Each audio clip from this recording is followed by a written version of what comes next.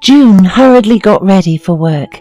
It was early morning, but she felt neither tired nor sleepy. She quickly made her husband sandwiches, wrapped them in foil, and put them on the table. Harold worked in a car service, and they didn't provide lunches, and he had to take something with him every time. June herself worked as a cook in the canteen. Her workplace was far from home, and she got up 2 hours earlier than her husband, so the early wakes didn't bother her. It was drizzling rain outside, and June pulled down the umbrella that lay on the top shelf in the hallway. The umbrella slipped out of her hands and fell to the floor. June froze, then peeked into the bathroom. Thankfully, her husband wasn't awake. June smiled, thinking of what a klutz she was, and carefully slipped out the door. Sitting in the bus, the woman looked at the waking city and thought about her life. She was almost 30. She was happily married, and only one thing saddened her. She and her husband had no children. She wished so much to have a baby, and it did not matter whether it was a boy or a girl. During the 4 years of marriage, June had consulted many doctors, but they only threw up their hands and said that everything was fine with her. The bus came to the necessary stop, and the woman interrupted her sad thoughts and went out into the streets. She had only to go through the park, behind which the canteen was located. Taking a few steps down the alley, June stopped in bewilderment. A little girl was sitting on a wet bench, crying. She was wearing a thin jacket. She was shivering from the cold. Her wet hair stuck to her face, and tears flowed down her cheeks, mixed with raindrops. June approached the child and cautiously asked, "Hi, why are you sitting here alone?" "My mum kicked me out," the girl sobbed. "What do you mean she kicked you out?" wondered June. It didn't seem plausible to her.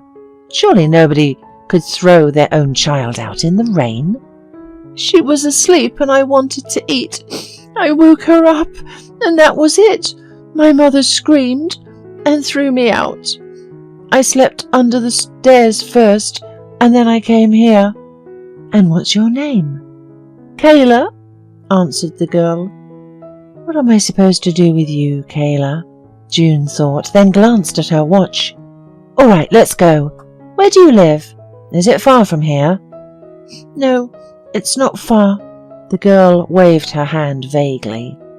They went in the direction Kayla had pointed, and in 5 minutes they were standing in front of the apartment. June pressed the doorbell, but no one came to open the door for a long time.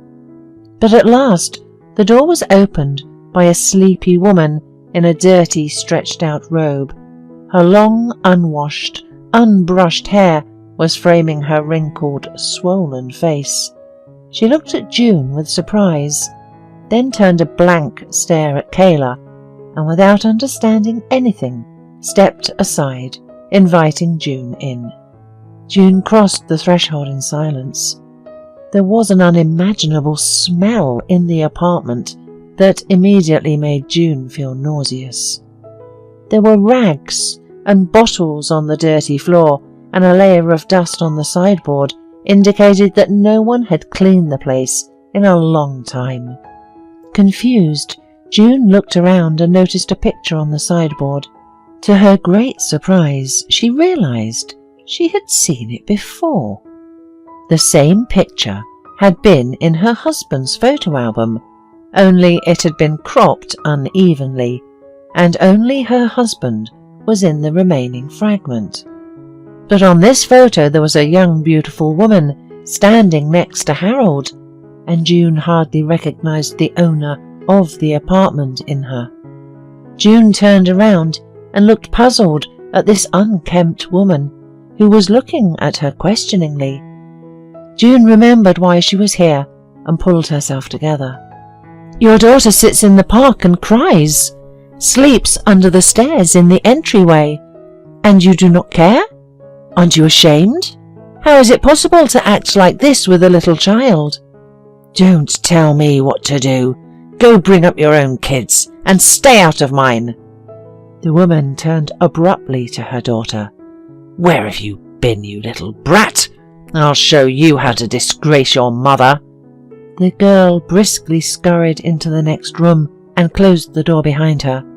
Her mother came up and started pounding on it with her fist, shouting curses and swearing. June realized that there was nothing more for her to do here, so she turned around and left. All day she was tormented by thoughts of the girl, of the picture, and of that unkempt woman who evidently had something in common with her husband. In the evening, June, holding out the cropped photo to Harold, asked who was next to him.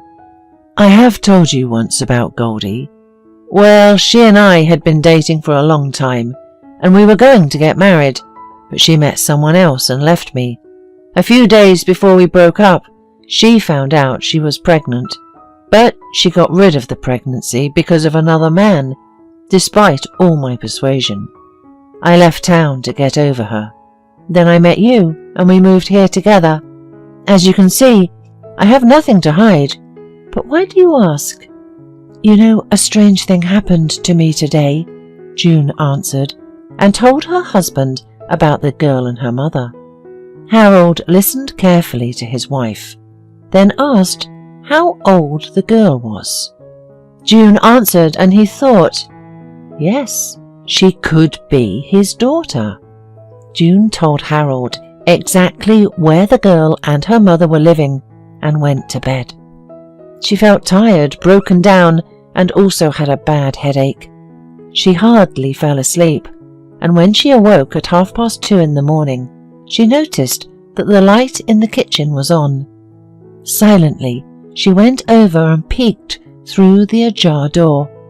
Harold was sitting at the table, thinking about something. The next day, Harold rang the doorbell of his former lover. The door was opened by Kayla. The little girl stood looking at the strange man, who was smiling at her for some reason. "Hello, are you Kayla? Where's your mother?" The girl turned and ran to the back of the apartment. "Mum, there's someone here to see you." The swollen face of a woman looked out of the room. Harold looked and hardly recognized Goldie, the woman he had once loved so much. "You? What do you want? Why did you come?"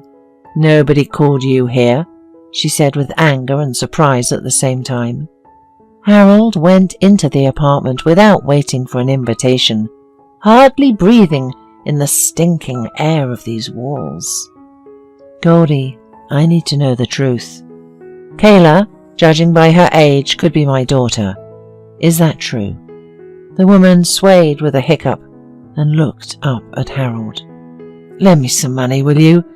Well, I really need it. You haven't paid me alimony, and I feed her, I dress her. I never took a penny from you. At least give me 50 now." "Why did you lie to me? You said you got rid of the baby." "I wanted to, but Chad said he wanted this baby, would be a father to him. And then he changed his mind and left me when Kayla was 3 months old. He said he didn't want to raise another man's child.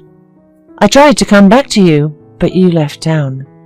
I want to do a DNA test. If Kyla really is my daughter, I'll take her. Take her now because she's getting in the way. I'm sick of it already. I have to feed her. I have to dress her. Sometimes I can't buy myself a beer because she needs something. Give me some money, Harold." At that moment, Kyla approached the man hesitantly. Are you my daddy?" The girl looked at him without blinking. "Yes, Kyla, I'm probably your daddy. I want to take you with me. Are you okay with that?" The girl looked fearfully toward her mother and asked quietly, "I agree, as long as you don't fight." Harold sighed heavily and said in a changed voice, "No, Kyla, I swear I have never hit a child or a woman." The girl smiled. Harold stroked her wavy head and went out. He had to think about everything, and come up with a plan of further action. Already on the stairs, Goldie caught up with him. "Harold, maybe have some more money? Can I borrow a little?" Harold held out some more bills. Goldie's eyes lit up with anticipation, and a nasty smile spread across her face. Harold could not stand it and went back to the apartment. Kayla was still standing in the middle of the hallway with a sadness in her eyes. "Get dressed. Come with me now," Harold said, and only one thought rattled in his head. "That's my daughter. I have no right to leave her here, even for a minute longer." Half an hour later, Kayla crossed the threshold of Harold's apartment.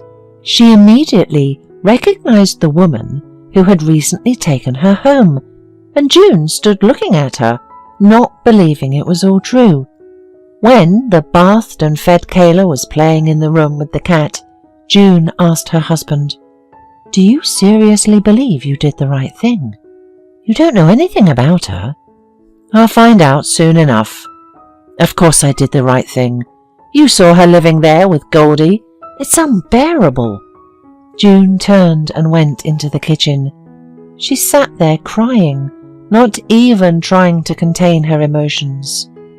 Well, why is this happening to her?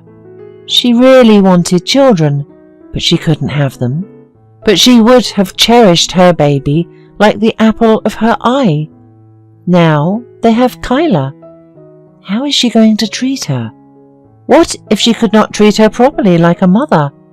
A wave of burning resentment against her husband, against Goldie, against life came over June. At that time, she felt someone stroking her head. June thought it was her husband, but when she looked up, she saw Kyla. "Is something hurting you? Or are you bumped into something?" "I cry a lot when I bump too. Do you want me to tell you a good fairy tale? I know a good one." June sobbed and held the girl close to her. A year passed. Harold did the DNA test, but only to have less trouble with the adoption.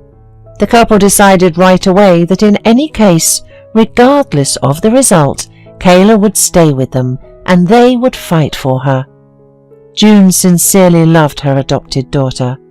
They gave each other all of their unspent love and tenderness.